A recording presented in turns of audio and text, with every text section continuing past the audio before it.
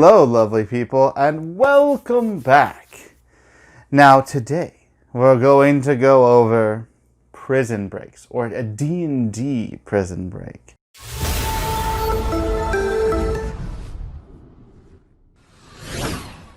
And there are 5 simple things that you need to keep in mind in order to make your prison break not only successful, but an extremely interesting event. The first thing is that you need to have it figured out why your players are in prison. Why would your players even be in prison? This alone is extremely important. Just putting them in prison is lazy. It will lead to the player trying to figure it out right away, and you can't just put them in prison. Oh no, my friend.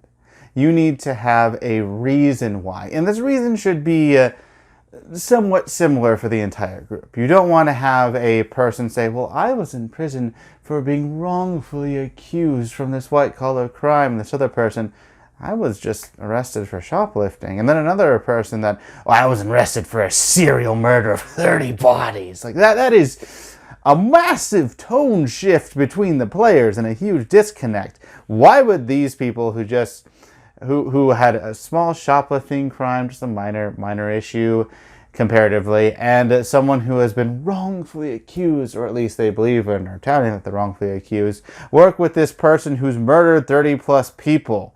Why would you want to work with that person? Not even evil people want to work with evil people. This is a little bit extreme. So you need to make sure that the group is kind of on the same page. Make sure the why they're in prison is somewhat similar. On that note, if you figure out why, then you can set the tone of the prison break. If they're there for minor offenses, then the security will be a little bit lighter. They'll be more inclined to have a prison break. More inclined to be able to get out and have a prison break be successful. And it also raises this other question, should we even have a prison break? Of course, if they're there for like 10 years for some small petty crime, yeah, they probably want to have a prison break, but should they? Will this really be a good thing for their life? I mean, they'll be blacklisted, they'll be hunted, and it's a moral quandary that they'll be able to talk about. But in the end, there should be an obvious reason for why they have a prison break, and you need to make it obvious that they need to get out of there. Maybe someone's actually trying to kill them? Something strange is going on, whatever else. They need to get out, and you have to have more of a reason to get them out. If the why is because they're all cold-blooded killers, well, you don't really need a reason to have them get out of prison. At this point, they're probably there for life or going to die very soon due to being executed for probably the good of society, and they want to get out. So it's more of a easier motivation for the players to just, oh yeah, we need to get out of here. They're trying to figure out how to do so.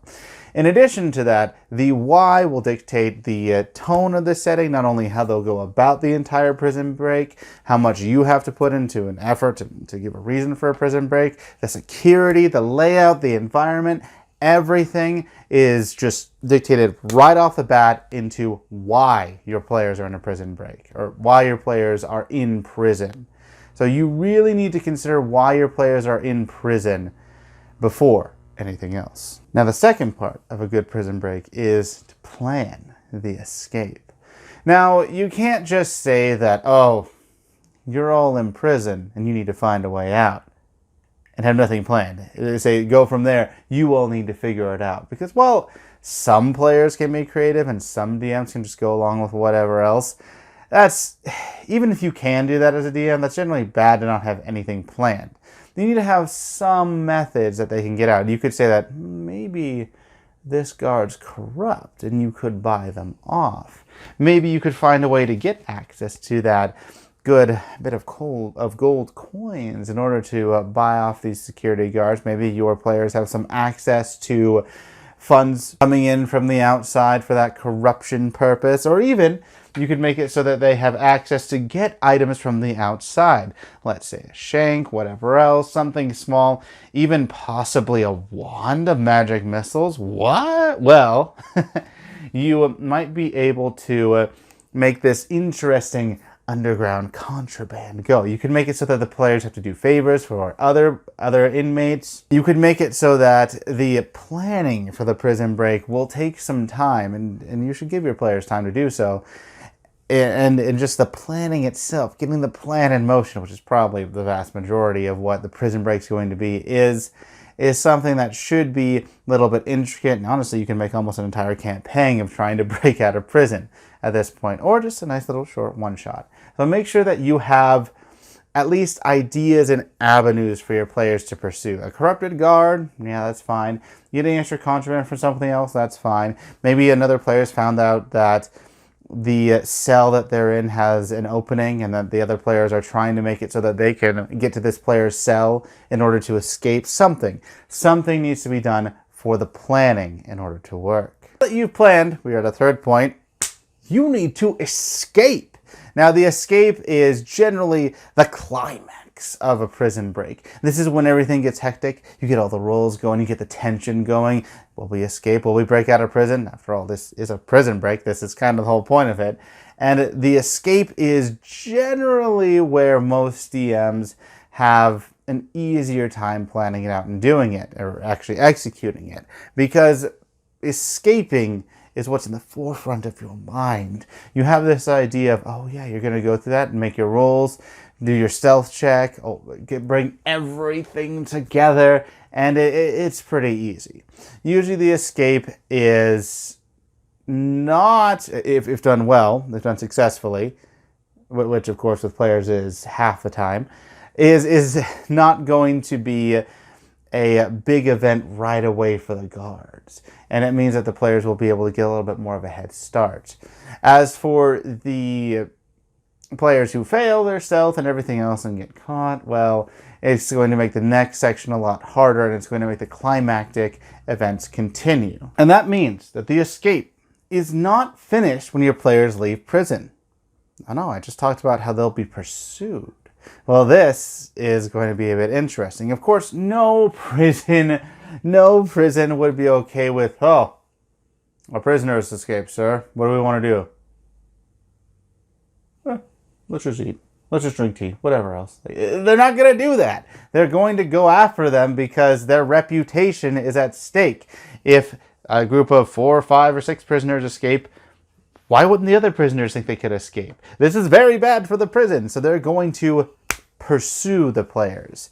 And pursuing them, you have guard dogs going on. You have the guards trying to pick up their trail. You have many, many different factors in play that you can do. You can also extend this over days and days of asking them, do you want to sacrifice sleep in order to get further? Or do you want to have your rests in order to get those skill checks and not be at disadvantage? Can you rest? All these other factors come into play to make the escape just as climactic as leaving the prison. You don't want to leave up the tension until the players are out of the guards' clutches, until it's not very likely that they're going to be taken back. They've been gone for about a week plus. The guards are not closing in. They've lost the trail. Well, then the escape's pretty much done. But the escape should still be important, and it does not end with the players getting out of prison. It ends with the players being scot-free. But even if they're scot-free, there are still problems for them to encounter. You see, the fourth part of Prison Break, where it's starting to die down from the climax, is survival. Now, prisoners, when they escape from prison, have the shirts on their backs, maybe that shiv they got, yeah, and that's about it. That's about it. They have to work on surviving in the wilderness. They have to work on getting food, making sure they have water, making sure that they have some sort of shelter, everything else. You can make it so that the weather's even worse. I mean, if they're escaping from a prison in an Arctic tundra, cold weather conditions in the DMG state that you're not going to have a good time pretty much. Oof, it's not good at all. So you have these problems that your players will have to overcome. And while it is dying down from that climax, it's still an important part of the game. Now, there are problems with survival, of course. There are things like good berries and magic and other stuff. So you might want to ban certain spells, make it so that they don't find those components to those spells that make life easier.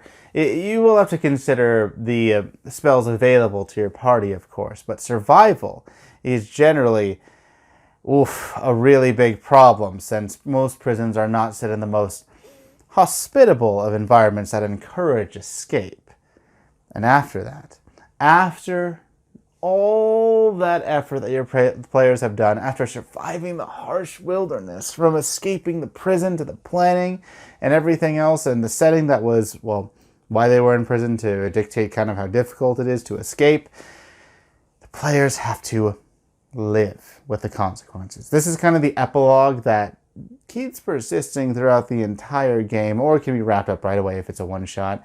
And in living with the consequences of breaking out from prison, this is something that most DMs don't consider. It's pretty huge in the overall scope of things, because now your players have a giant black mark on their past and their resume and anything else. They have to constantly be aware of, oh, I could be unwanted here. I could have to like hide my face, see their face on wanted posters, etc. Or at the very least, most town guards would have some notion of them. Even if they're in a more rural hick area, they might have a piece of paper with the player's face on them.